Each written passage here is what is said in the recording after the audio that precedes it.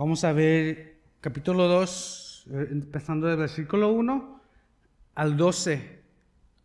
Esos son los versículos que vamos a cubrir el día de hoy. Pero antes de nada vamos a orar. Vamos a poner ese tiempo en las manos del Señor, que Él sea el que nos esté instruyendo. Vamos a orar.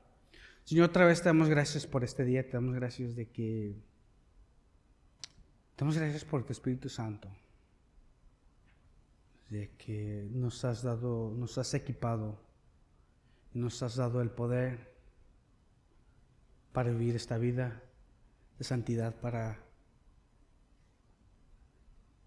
obedecerte. Damos gracias que no tenemos que depender de nuestras fuerzas, no tenemos que hacer esto en nuestras propias fuerzas, al servirte. Todo lo que hacemos no lo tenemos, dependemos completamente de ti. Damos gracias por eso, de que podemos hacer eso, podemos depender en ti. Y como estamos cantando esta canción acerca de entrar al lugar santísimo, te damos gracias porque antes de ese sacrificio no era posible entrar al lugar santísimo, así como vemos en el Antiguo Testamento. Damos gracias de que tú nos invitas a ese lugar santísimo.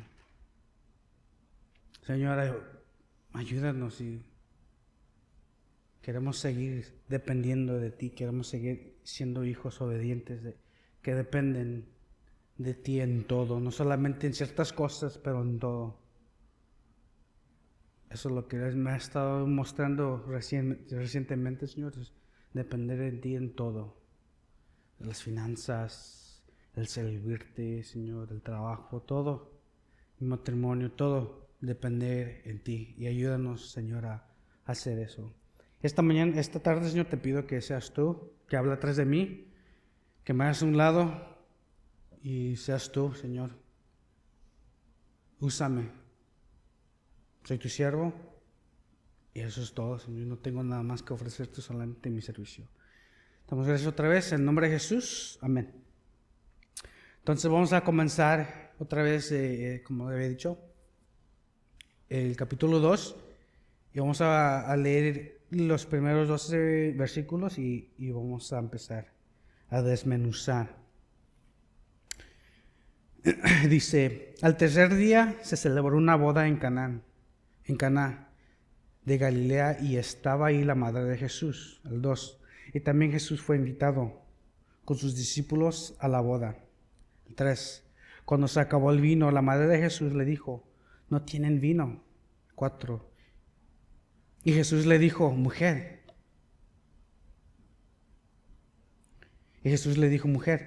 ¿qué nos va a ti y a mí en esto? Todavía no ha llegado mi hora. Su madre dijo a los que servían: haced todo lo que él les diga. El 6. Y había ahí 6 tinajas de piedra puestas para ser usadas en el rito de la purificación de los judíos. En cada una cabían 2 o 3 cántaros. El 7. Jesús les dijo: llenad de agua las tinajas, y les llenaron hasta el borde. El 8. Entonces les dijo: sacad ahora un poco y llevadlo al maestresala. Y él se lo llevaron. El 9 dice: y cuando el maestrala probó el agua convertida en vino, y como no sabía de dónde era, pero los que servían, que habían sacado el agua, lo sabían, el maestrela llamó al novio. El 10. Y le dijo: todo hombre sirve primero el vino bueno, y cuando ya han tomado bastante, entonces el inferior. Pero tú has guardado hasta ahora el vino bueno.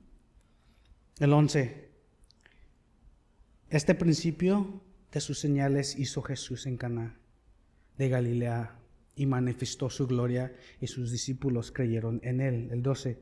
Después de esto bajó a Capernaum, él con su madre, sus hermanos y sus discípulos, pero ahí no se quedaron muchos días. Vamos a comenzar en el versículo 1,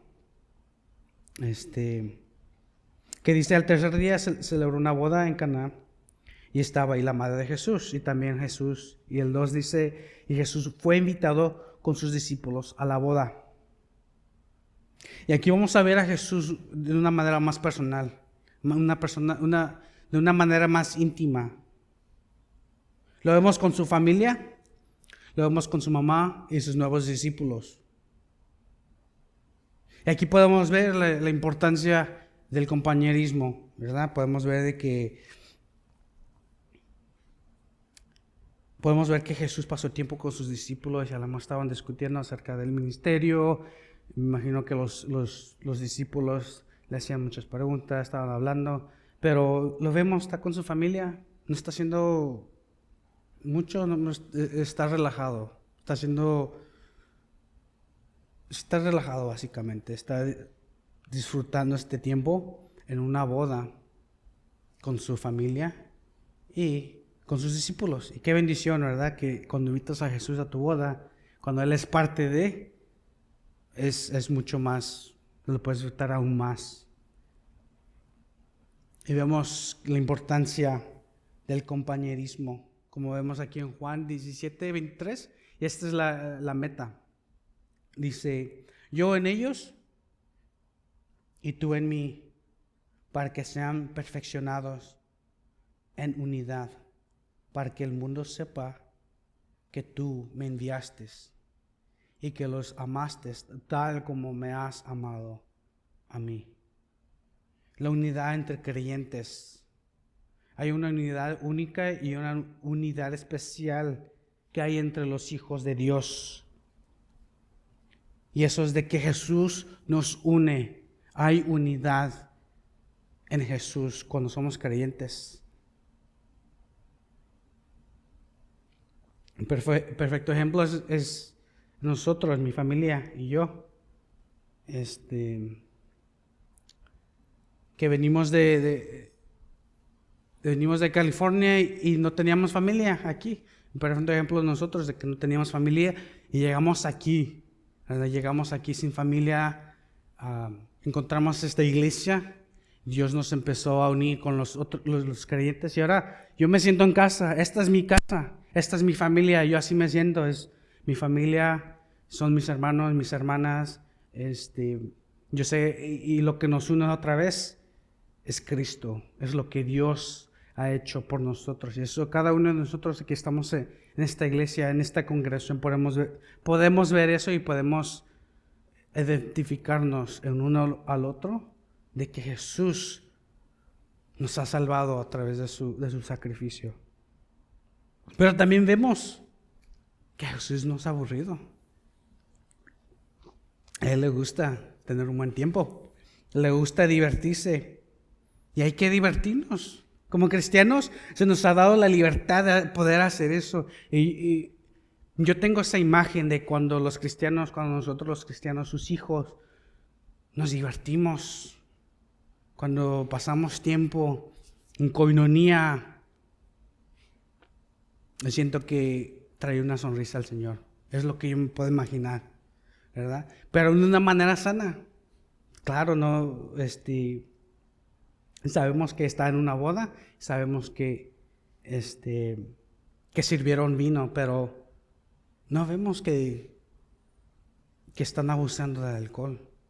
Entonces ellos y sus discípulos nomás están pasando tiempo con Jesús, es lo que podemos ver.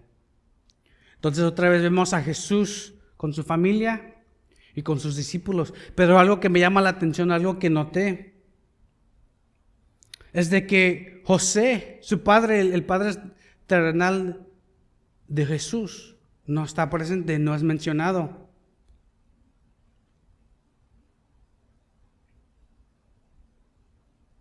Y yo creo que este tiempo ya Jesús, yo creo que en ese tiempo ya José ya había fallecido, ¿verdad? Porque vemos que en Lucas 2:51 es la última vez que vemos a José. Es la última vez que lo vemos. Y si vemos en Juan 19:26 y el 27, cuando Jesús está en la cruz, le dice esto a Juan, el discípulo. Y cuando Jesús vio a su madre y al discípulo a quien él amaba, que estaba ahí cerca, dijo a su madre: mujer, he ahí tu hijo. Después dijo al discípulo: he ahí tu madre. Y desde aquella hora, el discípulo que recibió la recibió en su propia casa. Entonces, si José estuviera vivo, Jesús nunca hubiera dicho esto. No había necesidad. Pero yo creo que José ya había fallecido en ese tiempo. Y como les digo otra vez, en Lucas 2:51, en Lucas capítulo 2, es la última vez que vemos a José. Y esta es la parte cuando Jesús va al templo y lo encontraron sus padres lo habían perdido a Jesús y lo encontraron en el templo. Estaba debatiendo, estaba hablando acerca de la palabra acerca del Antiguo Testamento, las Escrituras. Estaba hablando con otros maestros de la Biblia, del Antiguo Testamento. Y Jesús tenía 12 años en ese tiempo. Probablemente José falleció después de los 12 años de Jesús y antes que comenzara su ministerio. Esa es la ventana que yo veo entre los 12 y los 30 años. Pues esa es la ventana que yo veo que Jesús falleció en ese tiempo. Pero la razón por que quiero hablar un poco de José es porque vemos que José es un buen padre. De lo poco de lo que los evangelios nos dice acerca de él, fue un buen padre. Y como vemos alrededor de nuestro país, del mundo, hay una necesidad de buenos padres. Y sí, no voy a negar que hay buenos padres en este mundo también. Los he visto, he conocido algunos, pero no es suficiente ser buenos padres. Porque hay una necesidad aún más grande de padres piadosos, hombres que tengan el temor de Dios, hombres que amen a Dios sobre todo y todos. Y eso es lo que vemos que José es un buen padre, pero aún más es un hombre piadoso, es un hombre que teme a Dios. Y vamos a ver, quiero un poquito ver la vida de José. Vamos a empezar en Mateo 1. Lo tengo en las pantallas si lo alcanzas a ver.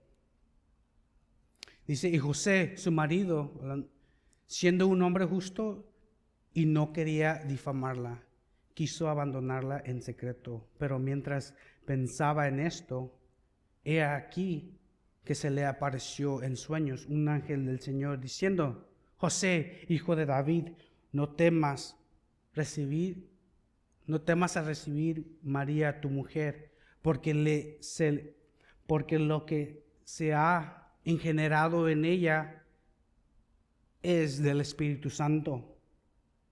Y dará a luz un hijo y le pondrás por nombre Jesús, porque él salvará a su pueblo de sus pecados.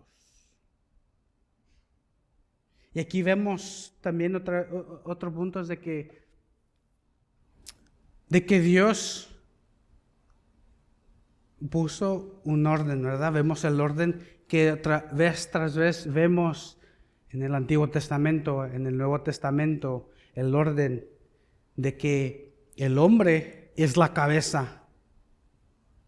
Y aquí lo vemos otra vez como Dios pone el orden. Y luego en Mateo ahí mismo, versículo 24, vemos y dice: y cuando despertó José del sueño, hizo como el ángel del Señor le había mandado, y tomó consigo a su mujer, y la conservó virgen hasta que dio a luz un hijo, y le puso por nombre Jesús. Entonces escuchó la palabra que venía del Señor, escuchó al mensajero, el ángel, y tomó acción. Y dijo, sí, Señor, un hombre que amaba a Dios, que tenía el temor de Dios, obedeció. Es lo más importante que vemos. Y luego continuando el 3, en el capítulo 2, ahí de Mateo, capítulo 2, versículo 13. Dice, después de haberse marchado ellos, un ángel del Señor se le apareció a José en sueños, diciendo, levántate, toma al niño y a su madre y huye a Egipto, y quédate ahí hasta que yo te diga, porque Herodes va a buscar al niño para matarle. Y él, levantándose, tomó de noche al niño y a su madre.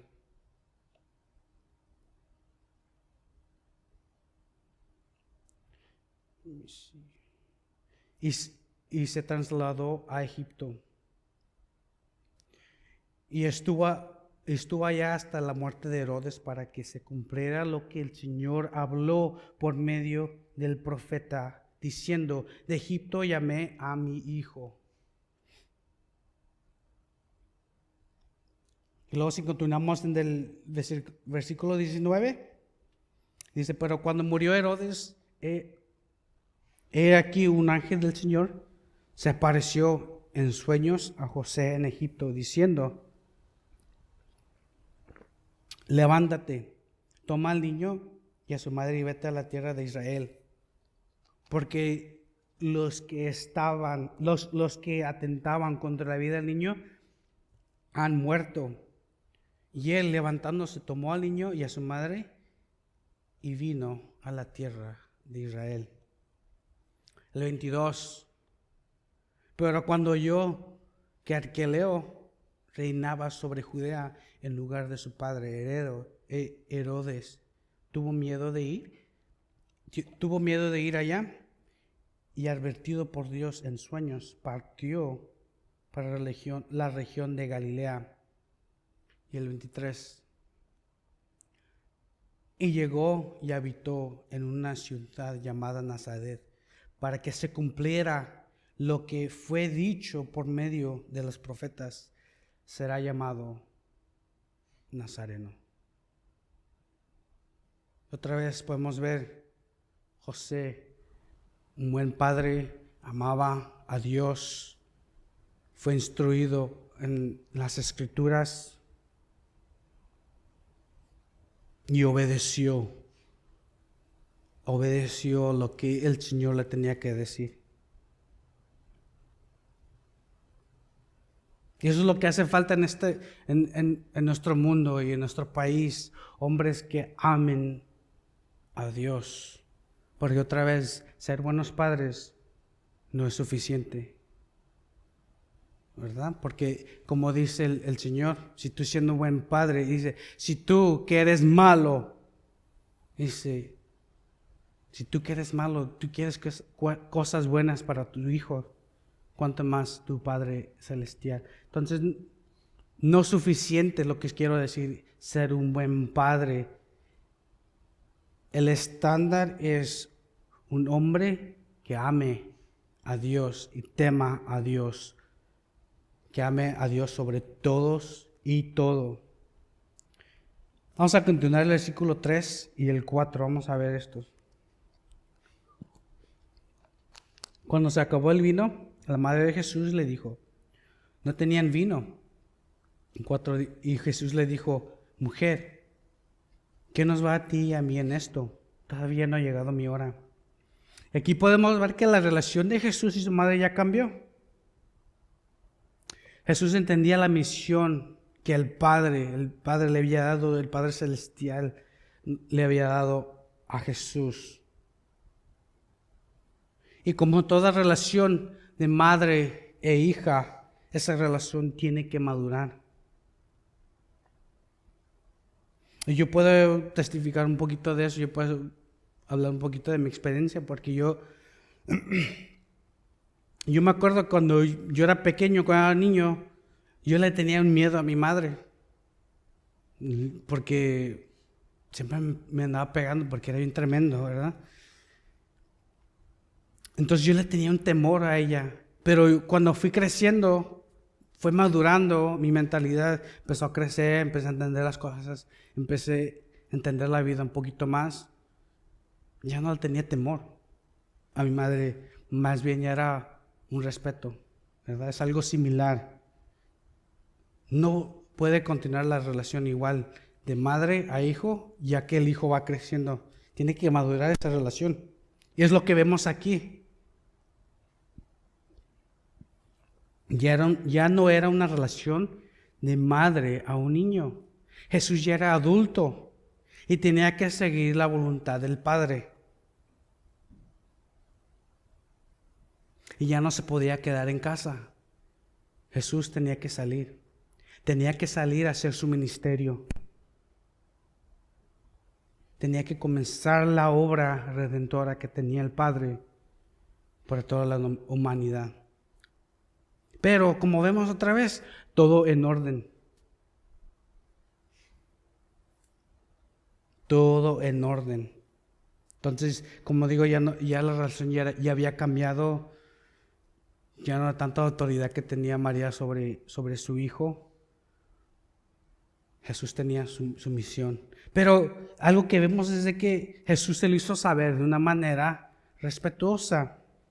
Nunca le faltó respeto a su madre.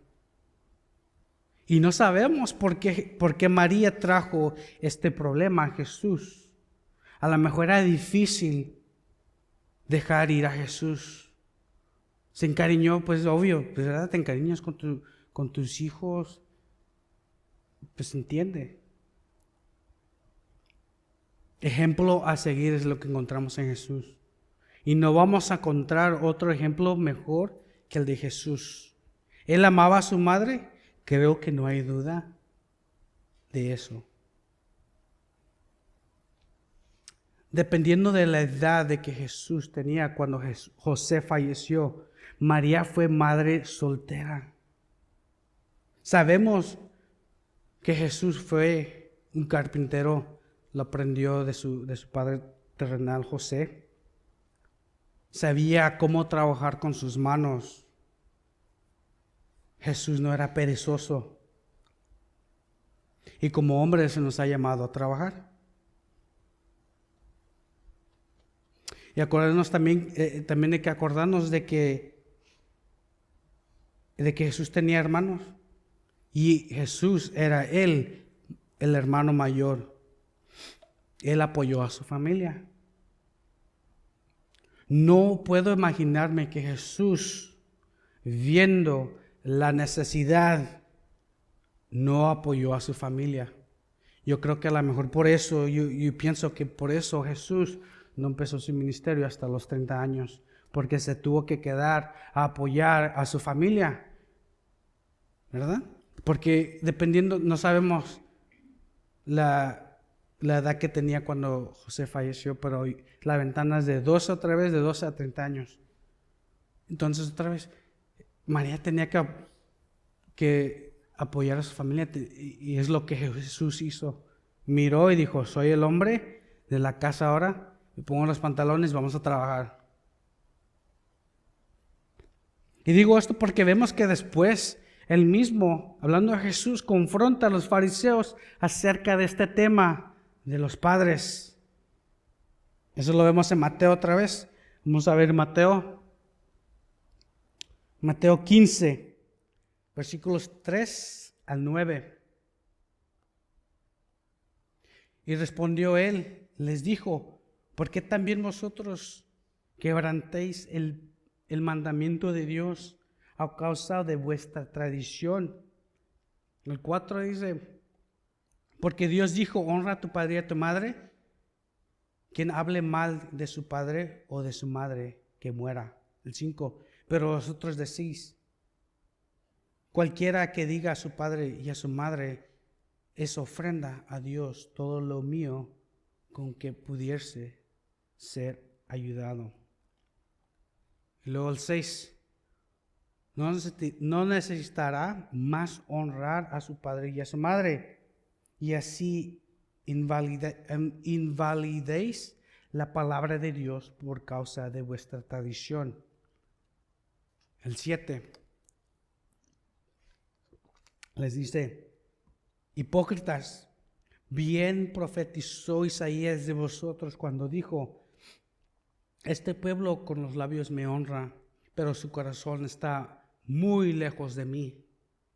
El 9: mas en vano me rinden culto, enseñando como doctrinas perfectos de hombres.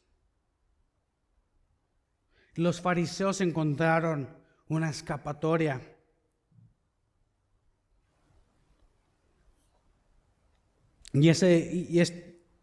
Perdón. Y ese tema es muy personal para mí.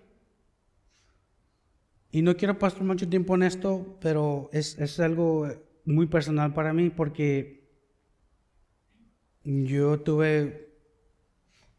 mis propias experiencias de el tema de honrar a tu padre y a tu madre. Pero sí quiero dar un ejemplo personal. Ahora quiero ver en Efesios 6:2, que dice: honra a tu padre y a tu madre, que es el primer mandamiento con promesa. Eso lo vemos que lo dice el apóstol Pablo. Y luego el 4 dice: y vosotros, padres, no provoquéis a ira a vuestros hijos, sino criarlos en la disciplina e instrucción del Señor. Y como les digo, yo tengo mi propia experiencia y a veces se puede poner un poquito difícil el honrar a tu padre y a tu madre. Para mí, la parte de mi madre fue muy fácil para mí, porque yo tuve una madre excelente. Siempre me apoyó, siempre estuvo ahí con nuestra familia, nunca nos dejó, nunca nos abandonó. Cuando fui creciendo, como les digo, mi relación con ella fue madurando y tuve la bendición de apoyarla financieramente, y de muchas formas pude apoyar a mi madre, y fue muy fácil para mí apoyar a mi madre, fue muy fácil para mí honrar a mi madre. Pero ya cuando llegamos a la parte de mi padre, eso fue ya un poquito más complicado. No poquito, fue mucho más complicado. Porque mi padre no fue un buen padre, vamos a ponerlo así. No fue un buen padre, pero el Señor todavía me seguía hablando acerca de esto, de este tema: honra a tu padre y a tu madre. Entonces le dije: ok, Señor, ¿cómo le hago? Entonces, ¿cómo puedo honrar a mi padre si él no es un buen padre? ¿Cómo lo puedo hacer esto? Y el Señor me enseñó varias formas. Me dijo: pues tú búscalo. Eso es lo primero que me dijo: tú busca a tu padre y tú búscalo y trata de tener una relación con él. Yo hice eso, yo traté de buscarlo, traté de tener una relación con él, hablar con él y tener una relación de padre e hijo, a pesar de todo lo que había hecho, porque hizo muchas cosas a nuestra familia, hizo mucho daño a nuestra familia. Y dijo el Señor: pues búscalo, trata de tener una relación con él. Y yo hice eso, él me rechazó y dije: pues bueno, Señor, ¿qué hago? Y una de las primeras cosas, lo que él me dijo, lo que el Señor me dijo es simplemente: perdona a tu padre y ahí que quedan las cosas. Entonces me tomó mucho tiempo poder perdonar a mi padre, pero eventualmente el Señor me dio las fuerzas, me dio el amor para perdonarlo. Y hasta el día de hoy yo puedo decir que yo amo a mi padre, yo oro por mi padre y quiero verlo caminar en el Señor. Eso es lo que yo quiero por él. Y el Señor me ha mostrado que tener este corazón hacia él es honrarlo. Es honrarlo. Y luego la otra cosa que me enseñó es: pues no hables mal de él. No andes diciendo: mira qué mal padre tengo aquí, quejándome de él aquí. Simplemente ora por él. Deja las cosas como están. Tú hiciste tu parte, tú quisiste, tú me obedeciste, me dijo el Señor. Tú me hiciste caso a mí, me obedeciste. La otra parte de la relación, Él no quiso. Está bien. Ahí quedan las cosas. Pero dependiendo de donde encuentres tú, esto no es un mandamiento que el Señor nos da, es honra a tu padre y a tu madre. En el caso de mi esposa es mucho más fácil. Yo veo que para ella tiene buenos padres, una madre que la ama, la apoya en todo, y un padre que la ama, también la apoya. Es bien fácil para ella hacer esto, honrar a tu padre y a tu madre. Pero si tienes una relación un poquito difícil con tus padres, ahí es donde tenemos que ir al Señor. Pero el mandamiento está ahí. Honrar a tu padre y a tu madre está ahí. Y a lo mejor se mide un poquito diferente para ti dependiendo tu relación con tus padres. Pero otra vez, el mandamiento está en pie. Y luego le dice, todavía no ha llegado mi hora, le dice Jesús, continuando en nuestros pasajes. ¿De qué estaba hablando? De la hora que no ha llegado mi hora. Dice, de lo que se refiere es de que lo conozcan, las señales. Otra vez tenemos un Dios de orden y aquí está haciendo las cosas en orden.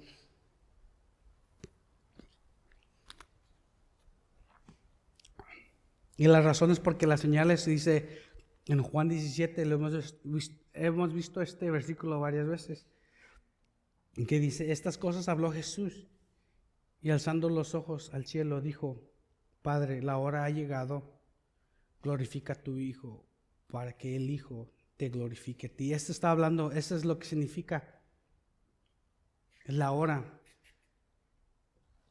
es el plan redentor.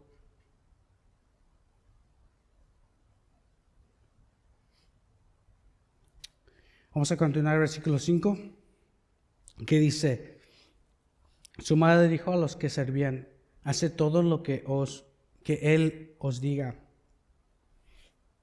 Aquí vemos María exaltando a Jesús. Y vemos que María fue un instrumento que Dios usó para el plan redentor. Igual que José. José fue parte del plan redentor de Dios. No llegamos a Jesús a través de María. Nadie es digno de alabanza, adoración y de ser exaltados, solamente Dios. Jesús es el mediador de nosotros al Padre, no hay otro más. Y otra vez, no llegamos a Jesús a través de María. Eso no es bíblico. Llegamos al Padre a través de Jesús. Eso es bíblico, porque otra vez lo hemos visto vez tras vez. Juan 14:6, Jesús dijo, yo soy el camino, la verdad y la vida. Y nadie llega al Padre si no es por mí. No hay otro camino. Ella dijo, hacer todo lo que Él os diga. Si aplicamos este consejo a nuestras vidas, será de gran bendición. Eso es lo único que podemos hacer, es tomar el consejo que María nos ha dado. Otra vez, no hay que exaltar a una persona más de lo debido, porque todos somos instrumentos, así como dice Pablo, creo que es 1 2 de Corintios, que habla acerca del barro. Es lo que somos. Somos lodo que Dios ha hecho algo hermoso con sus manos, con el barro. Pero no somos más que un barro, ¿verdad? No somos más, somos siervos del Señor, somos instrumentos. Y no hay que exaltarnos ni exaltar a otros más que a Dios. Él es el único digno. Continuando el versículo 6. Y había ahí 6 tinajas de piedra puestas por ser servidas en el rito de purificaciones de los judíos. En cada una cabían 2 o 3 cántaros. Y Juan nos dice para qué eran las tinajas, que dice que eran las purificaciones de los judíos.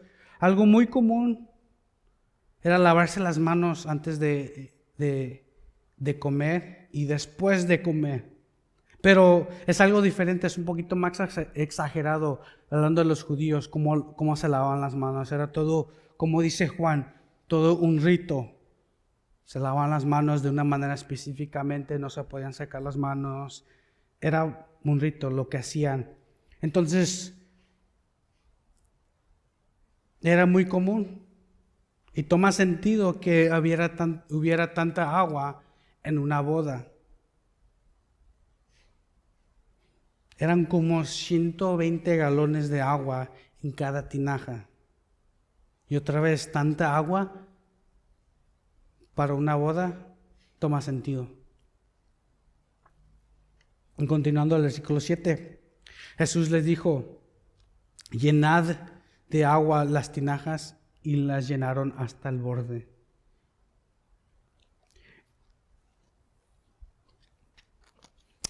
El Señor nos ha llamado a una obra. Él no nos necesita a nosotros. Él no necesita. Pero quiere que seamos parte de su obra. Y qué bendición es eso. Y lo único que tengo que decir es: manos a la obra. No podemos ser perezosos. Así como dice en Proverbios 6, versículos 6 al 8, dice: ve, mira la hormiga, perezoso, observa sus caminos y sé sabio, la cual sin tener jefe, ni oficial, ni señor, prepara el verano su alimento y recoge en la cosecha su sustento. Y algo más que acerca de ser perezosos y no proveer. 1 Timoteo 5:8, que dice: pero si alguno no provee por los suyos, especialmente por los de su casa, ha negado la fe y es peor que un incrédulo. Se nos ha llamado a trabajar. Y qué bendición si el Señor te llama al ministerio de tiempo completo. Qué bendición es eso. Qué bendición es servir al Señor. Si lo haces de tiempo medio o lo que sea, es una bendición servirle. Pero otra vez no nos ha llamado a quedarnos en la banca, a quedarnos nomás a ver qué el Señor quiere hacer y sin hacer nada. Como dije la semana pasada, es que como dice Santiago, como decimos el dicho, vamos a ponerle fe a vamos a ponerle patitas a nuestra fe. Sí, tengo la fe, pero vamos a ponerla en acción. Vamos a continuar el versículo 8, vamos a leer del 8 al 10. Dice: entonces les dijo: sacad ahora un poco y llevarlo al maestralo. Y se lo llevaron. 9.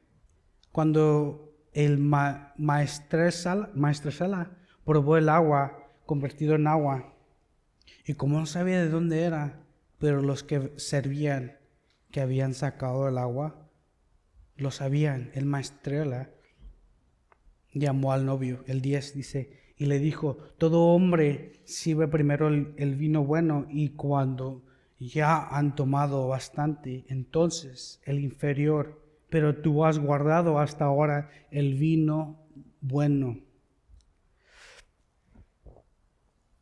Los siervos fueron bendecidos de una manera especial. Fueron testigos del primer milagro del ministerio de Jesús.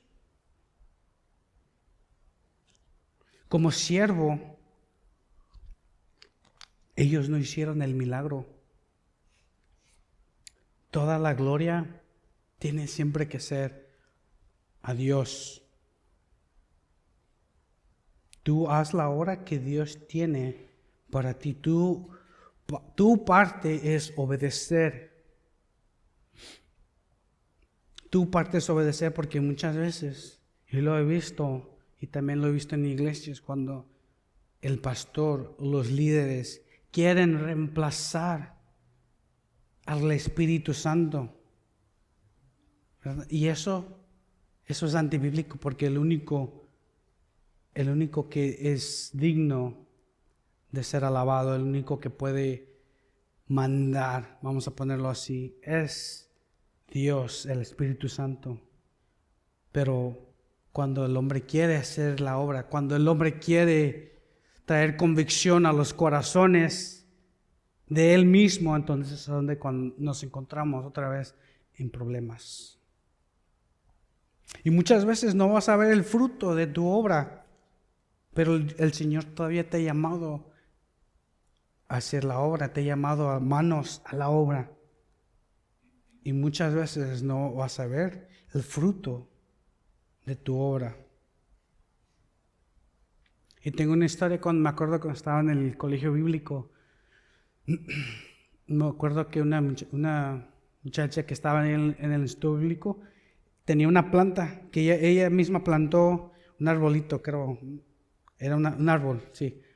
Me acuerdo que siempre la miraba día tras día, que ella le daba agua a la planta, y era muy, muy sabia y lo hacía frecuentemente, ¿verdad? Lo hacía constantemente. Y me acuerdo cuando se tuvo que ir a su país, que era Canadá, empezó a brotar fruto ese árbol, y le tomé una foto y se la mandé. Y es exactamente lo que le dije. Muchas veces no vas a ver el fruto de tu obra, pero tú sé obediente y haz caso a lo que Dios te ha puesto enfrente de ti, pero va a haber fruto. Y eso fue una gran bendición para mí, poder ver eso. Y hablando de este pasaje, Dios siempre tiene lo mejor para ti. Nuestro deber como hijos de Dios es obedecer.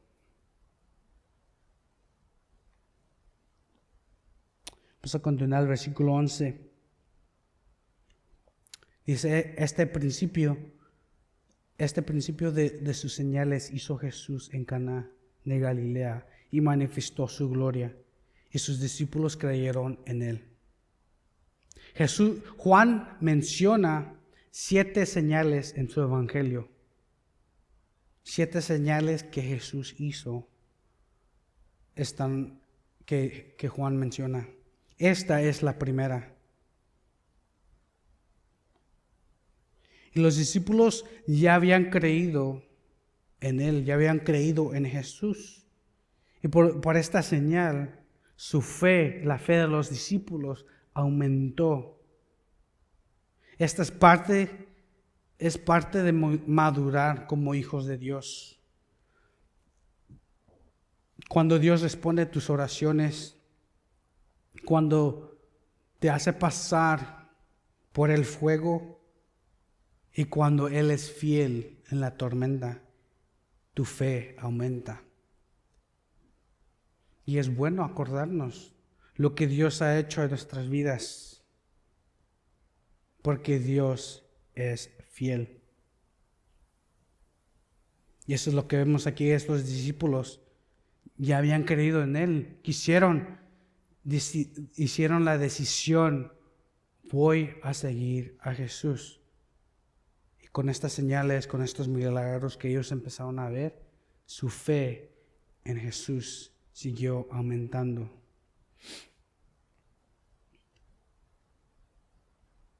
Vamos a continuar y para terminar vamos a ver el versículo 12. Dice, después de esto bajó a Capernaum, él con su madre, sus hermanos y sus discípulos, pero ahí no se quedaron muchos días. Y de aquí vemos que Jesús sube a Jerusalén y la hora apenas está comenzando. Vamos a ver la siguiente semana, no va a estar aquí, pero los siguientes pasajes van a ser cuando Jesús entra al templo. Pero vamos a hacer un resumen para terminar. Es obedece a Dios en todo. Trabaja duro. Diviértete. Es parte es parte del caminar. El compañerismo con otros creyentes. No lo abandones.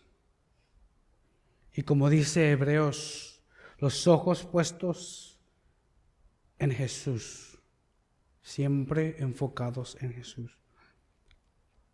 Vamos a orar y vamos a concluir este servicio. Otra vez, Señor, te damos gracias por tu palabra, te damos gracias de que tú sigues siendo bueno con nosotros. Ayúdanos, Señor, a aplicar tu palabra a nuestra vida, para glorificarte, así como vimos el día de hoy. El punto de las señales, el punto de todo lo que hacemos es traerte gloria a ti. Ayúdanos a ser valientes con nuestra fe, que no nos dé pena, que no nos dé vergüenza, compartir nuestra fe, compartir tu evangelio con otros cuando tengamos la oportunidad, Señor. Que tu Espíritu Santo nos recuerde de tu palabra que está en nuestro corazón, en nuestra mente. Y te pido, Señor, te ruego, como dice Romanos, que transformes nuestras mentes a través de tu palabra. Damos gracias otra vez en el nombre de Jesús. Amén.